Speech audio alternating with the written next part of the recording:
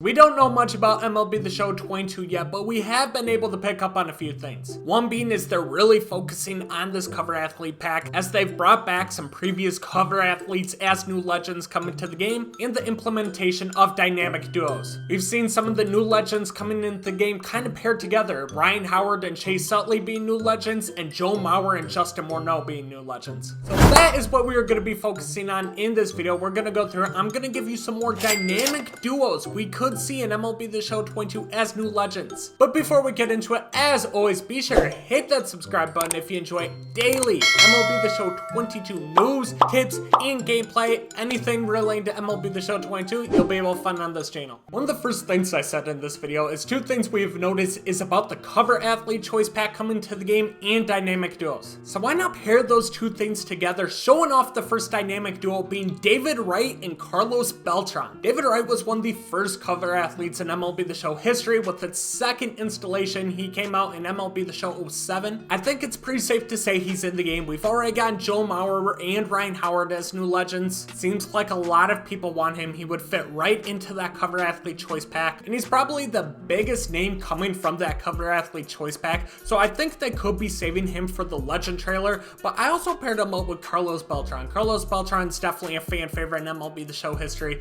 Switch hitter, one of the best swings of all time. People just loved him when he was back in the, I think it was the ticket counter in like MLB The Show 17. You could have paired David Wright with Jose Reyes or somebody like that, but Jose Reyes does have some domestic violence allegations kind of going on, and SDS has really pushed away from that. For example, Kirby Puckett started out in the game last year. He was a new legend, and then I'm taking a guess that they found out about his domestic violence allegations in the 90s, and we didn't see another one of him for the rest of the year. Same with Roberto Alomar. He was like the April daily reward or whatever it was. He never got an upgrade. He also got those domestic violence allegations too, right around the time the game was released. They may not want to put Carlos Beltran in the game though, because he was one of the main guys behind the Astros cheating scandal. Obviously that is nowhere close to the same as domestic violence, and to be honest, I don't think they would shy away from bringing somebody with this much hype around him to the game, especially considering he never got a suspension. He did lose out on the Mets managerial position. He had it for like 2 weeks.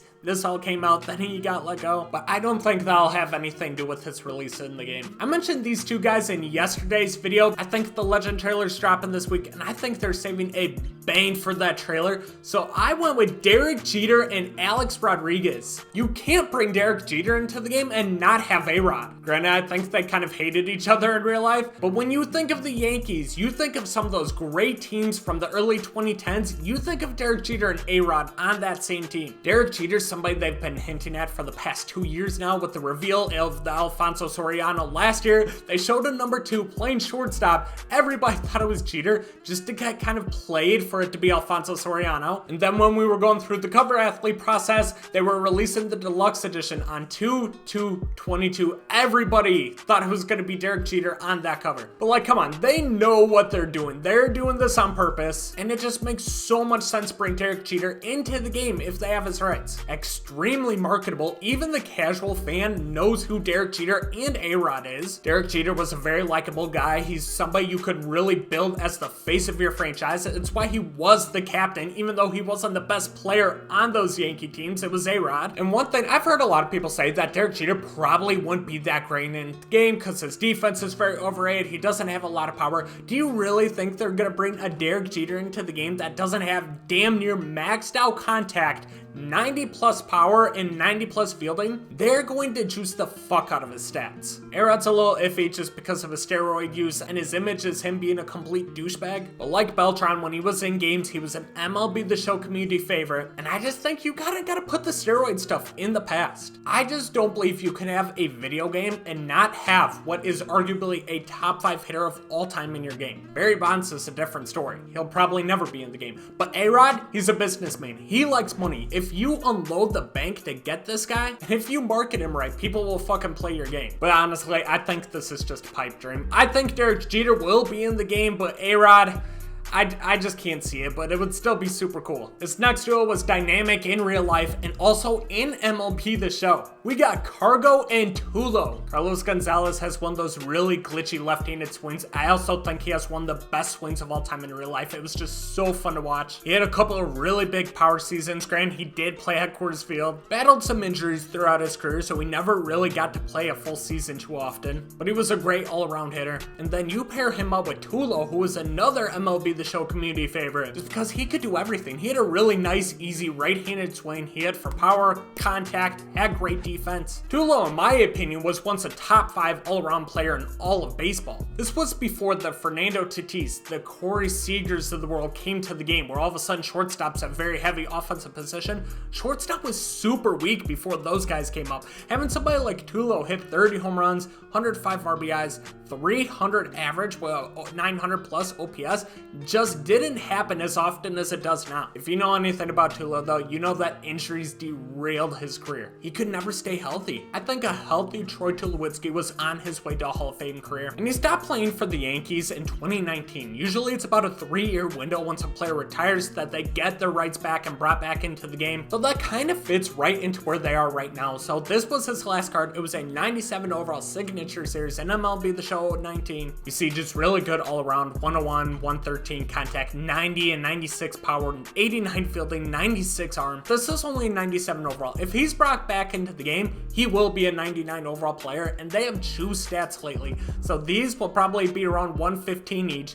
This will be closer to 100. Mid-90s fielding. A Tulo on this game would be nasty. A couple of years ago, we got Big Papi as a new legend coming to the game. It only makes sense to add his counterpart that helped break the curse and win Boston a World Series and bring back Manuel Ramirez. Manuel Ramirez and Big Papi were nasty. Think about one of the best 3-4 hitters of all time. I personally think Manuel Ramirez is one of the less talked about legends of all time because the dude was nasty with the bat. 19-year career, he had over 500 home runs, 1,800 RBIs, a 312 batting average, 411 on base. He had an OPS of almost 1,000. You rarely ever see those hitting stats. Big time power bat who could hit for average, get on base at a high clip. His defense obviously wasn't the best, but he did something that people thought would never be done. Him and Big Papi helped win Boston a World Series, first time in 80 plus years. But yeah, maybe you don't want to bring Manuel Ramirez back because of his use of steroids and everything that's kind of keeping him out of the Hall of Fame right now. So why not go back to the cover athlete choice back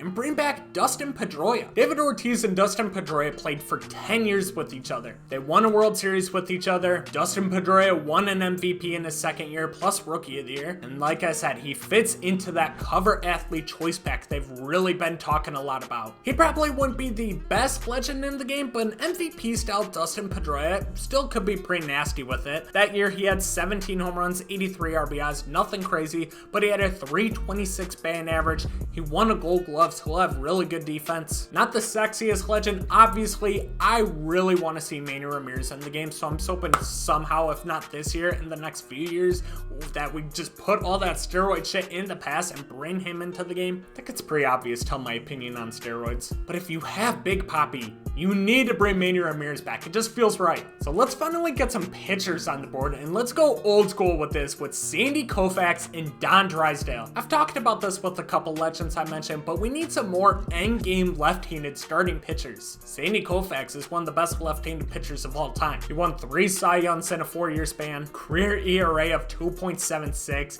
2 of his last 3 years, he had like a 1.74 and a 1.73 ERA, 382 strikeouts, a 2.69 FIP. The dude was just nasty with it. And the thing is he retired at 30. He played 12 years in the show. So very easily, most pitchers in his situation could have gone at least probably another like 5-6 more years at a really high level. But it's kind of crazy looking at. You look at this era, 41 games started, 43, 40, 42. That shit will never happen nowadays. 25, 26, and 27 wins. I know it's like an irrelevant stat in terms of pitcher success, but that's still just an absolute insane number to me. And then we gotta bring his counterpart, Don Drysdale, who is a right-handed pitcher. He also won a Cy Young. He also had that same, like, it's just that old school era where you pitch every single day.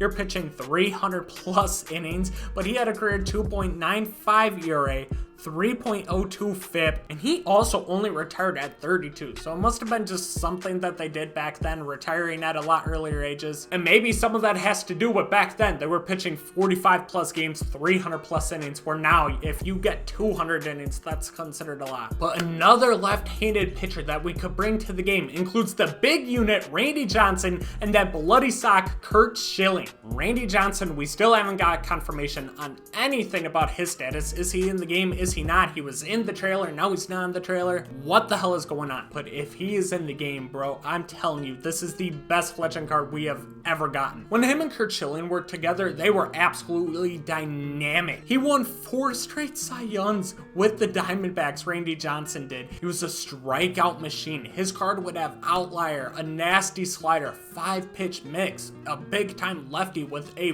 very, think Chris Sale-esque windup. So you already know a Randy Johnson card would be nasty. In 2001, this is the year they won the World Series, he won Cy Young that year with a 2.49 ERA. He went 21-6, 372 strikeouts and only 250 innings pitched, 13.4 Ks per 9, and he only walked 2.6 per 9, a whip right around 1, and his FIP was even lower than his ERA at a 2.13. Dynamic season.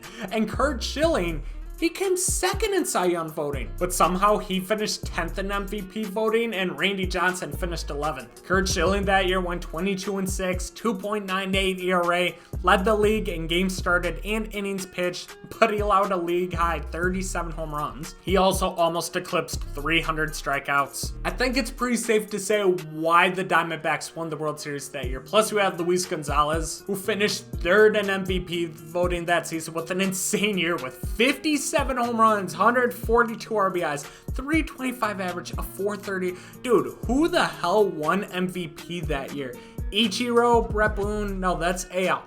Barry Bonds, of course, 73 home runs. That explains it. Sammy Sosa, 64 home runs, 160. Okay, Luis Gonzalez picked a really bad year to have a career season. Okay, but we're getting off topic. Randy Johnson and Curt Schilling would be an absolutely nasty duo to bring into the game, and hopefully we see a couple of these guys. But there, boys, have it. Just a handful of dynamic duos I think we could still see in the game. My favorite is obviously Randy Johnson, Curt Schilling. Really want to see a Randy Johnson. And then I want Manny Ramirez so bad, bro. I feel like his hitting in this game would be nasty. I feel like his swing would be pretty glitchy. On top of that, it only feels right to pair Manny Ramirez and Big Papi together once again. But let me know what your thoughts are. What duos do you want to see in the game? Or shit, let me know some legends you still want to see. We still got about 2.5 weeks before the game drops. A legend trailer could be dropping next week. So maybe we'll see somebody we're not even thinking about. That's all I got for you, boys. Thanks for watching, and I'll catch you in the next one. Peace out.